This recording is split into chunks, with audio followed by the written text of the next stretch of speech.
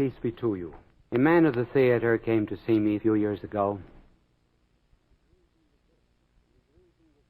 And his reason was this. He said that one night after a show he was talking to a number of theatrical people backstage.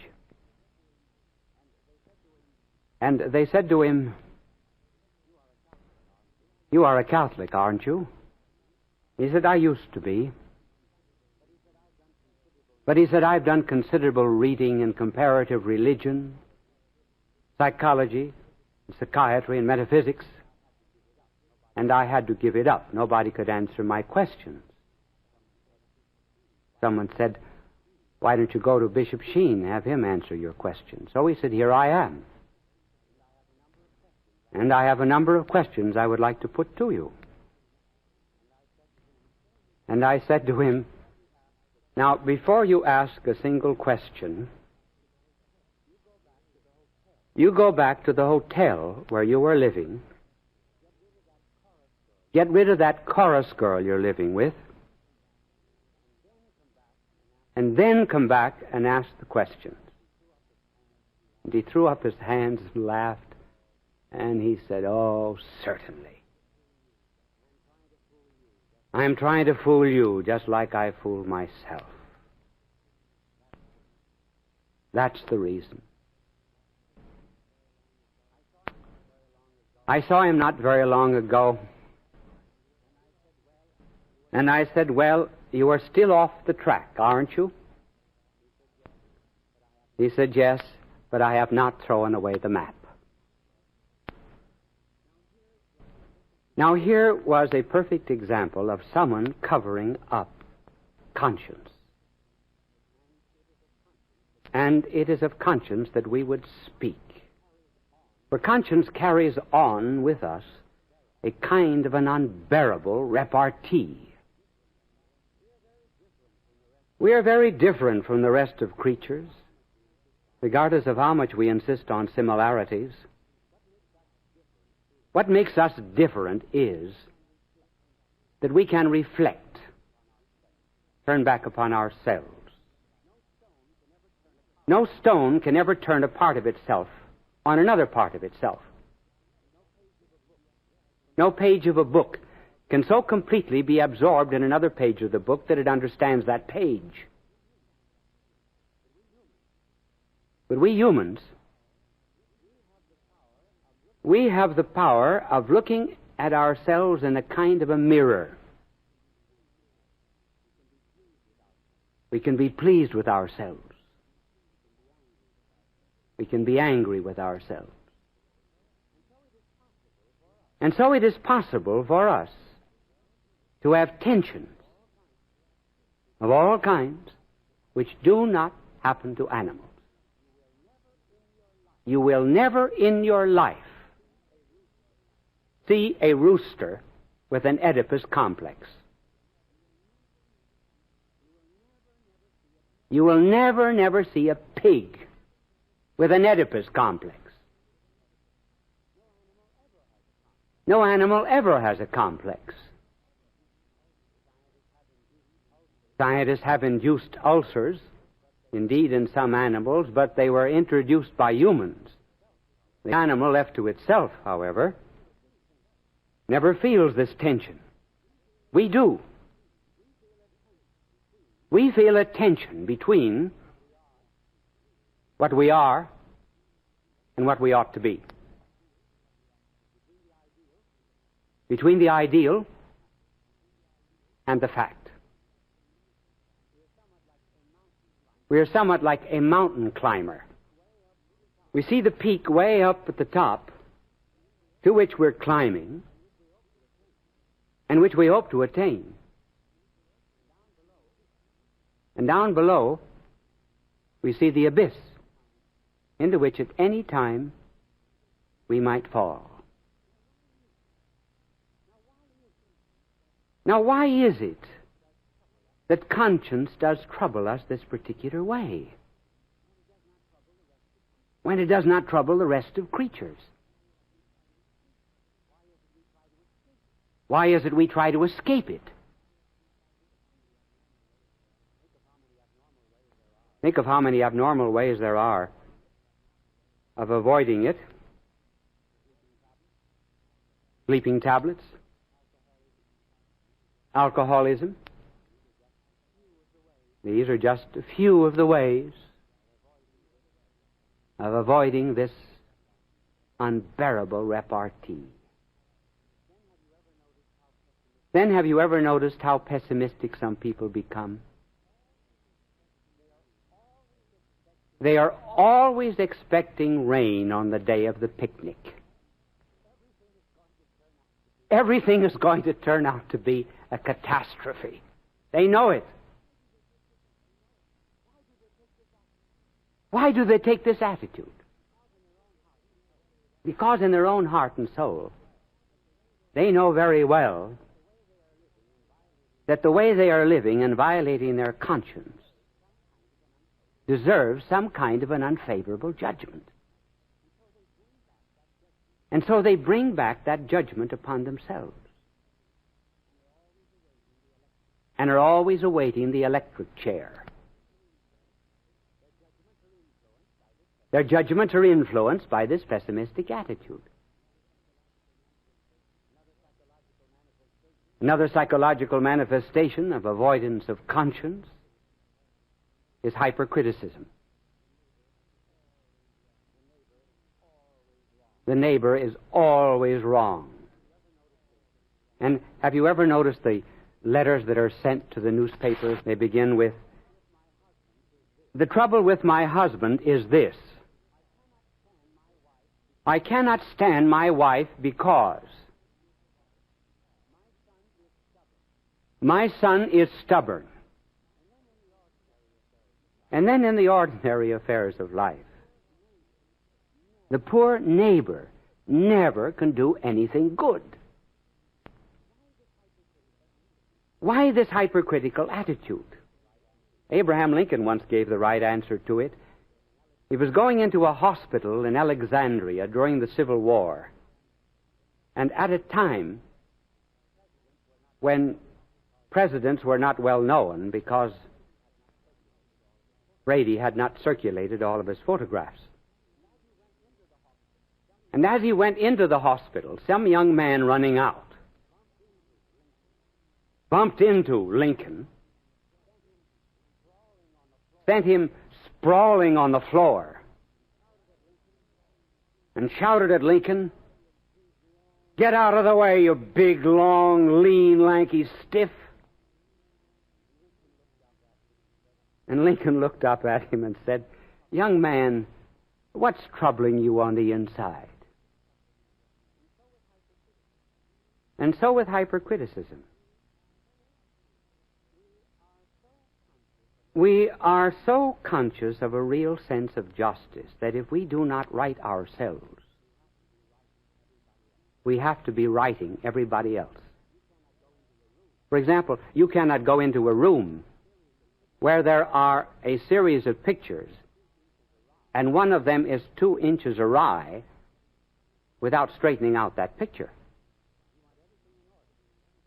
You want everything in order.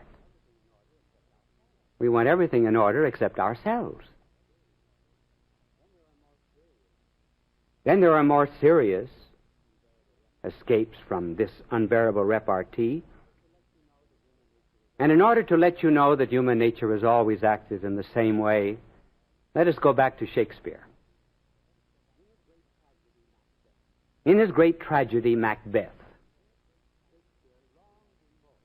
Shakespeare, long before we had any of the profound findings of psychiatry, described a perfect case of psychosis and a perfect case of neurosis. It was Macbeth that had the psychosis. Lady Macbeth, his wife, had the neurosis. You remember the story? In order to attain the throne, Banquo the king was murdered. Conscience bothered Macbeth so much that he developed a psychosis. and he began to see the ghost of Banquo. He imagined he saw him seated at a table. The dagger that killed the king was constantly before him. What is this dagger before my eyes? It was just imagination, but the projection of his inner guilt. And then note the great wisdom of Shakespeare in pointing out that whenever there is a revolution against conscience, there will very often come skepticism, doubt, atheism, a complete negation of the philosophy of life. And Macbeth reached a stage where to him life was just a candle. Out, out, brief candle. Life had no meaning. And so the petty pace creeps on from day to day. And all our yesterdays have lighted fools their way to dusty death. I tell you, skepticism, agnosticism, and atheism have not rational foundations. Their foundations are in the moral order. First, there was a revolt against conscience. Then look at Lady Macbeth. Her guilt manifested itself in a neurosis. And the maid said of Lady Macbeth that she washed her hands every quarter of an hour.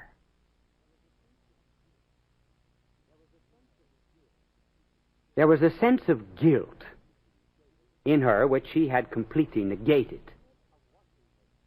And instead of washing her soul, as she knows she should have done, she projected it to her hands. And her hands were always smeared with blood, it seemed.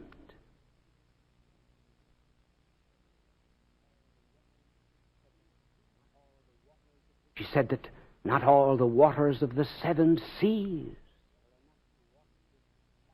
were enough to wash this blood incarnadine from her hand.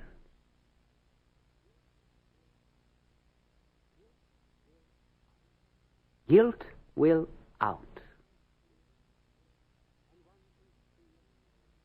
And one can see it when one knows souls well, so very easily. I was once instructing a young woman, and she had finished on tape and on records, not these, but others which I had made before. She had finished about 15 hours. And after the first instruction on confession, she said to my secretary, "I'm finished. No more lessons. I do not want to hear anything about the Catholic Church from now on." My secretary phoned me, and I said, "Ask her to finish the other 3 on the subject of confession, and then I will see her." I saw her at the end of the 3, and she was in a veritable crisis. She was screaming, shrieking, "Let me out of here! Let me out of here! I never want to hear anything again about the church after hearing this talk on confession." Well, it took about 5 minutes to calm her down, and I said, "Listen, my good girl, there is absolutely no proportion between what you have heard and the way you are acting. So there has to be something else.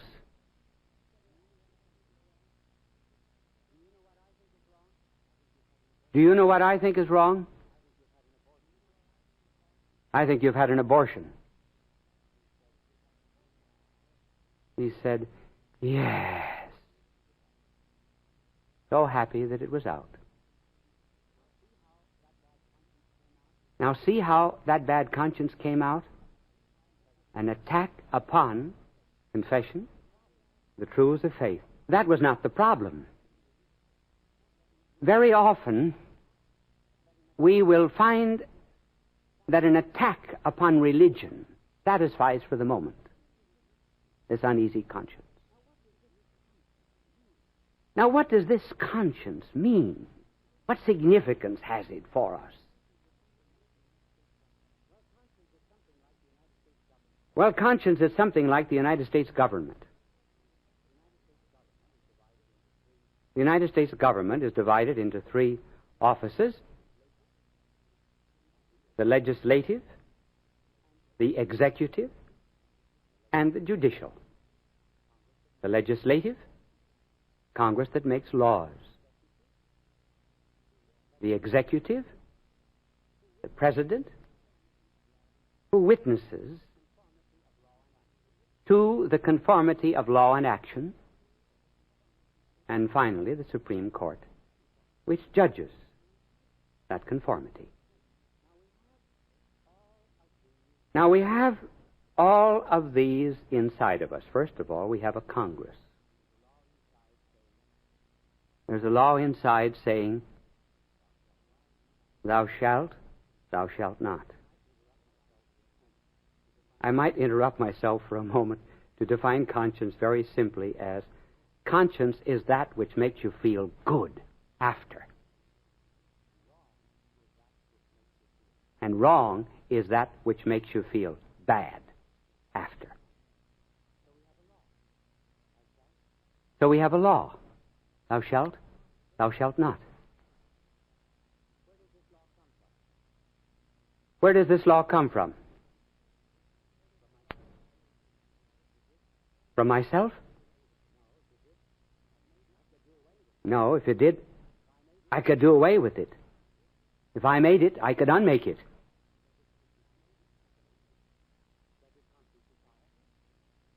Does it come from society? It does not.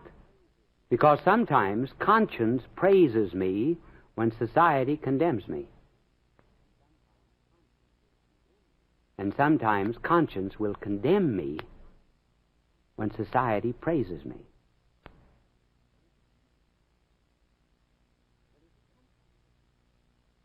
Where does it come from then? If not from myself. Where then does the executive side of conscience come from? It too judges whether or not I have obeyed that law. It says, I was there. I saw you. And though others will say, oh, pay no attention to it, one knows very well that one must. And one also knows the motives that inspired the act. And finally, it judges us. And if, therefore, it praises us for certain actions, and we feel somewhat the same happiness and joy that we would from being praised by a father or mother, if we feel the same sadness and unhappiness that we feel when condemned by a father or a mother, it must be that behind conscience is some person, the divine thou, that is the standard of our life.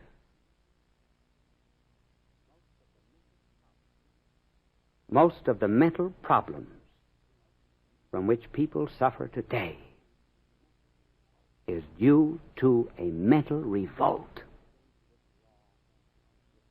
against this law which is written in their own hearts.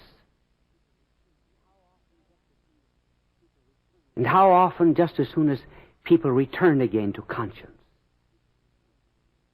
peace comes back. Happiness. Life is very, very different. And that is what we are after. Peace of soul.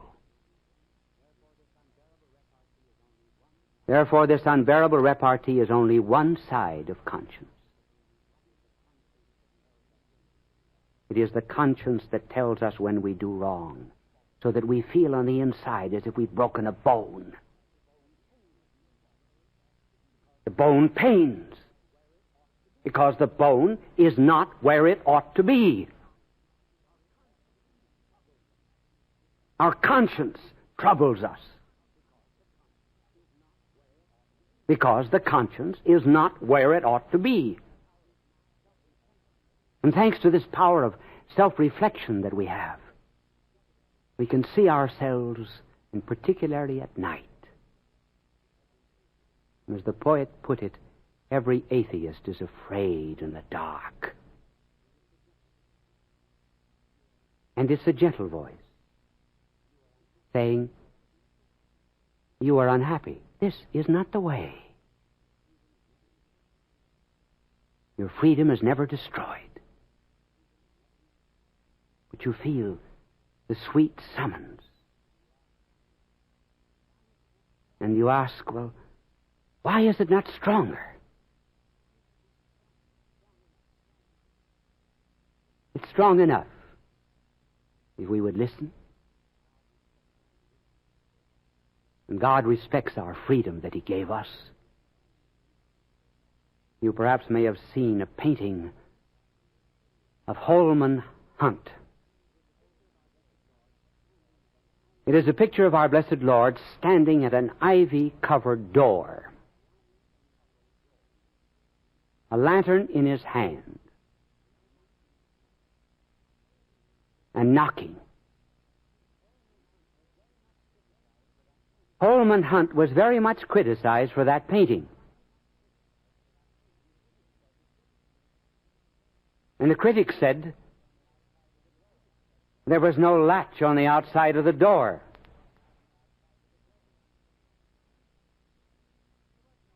That was right.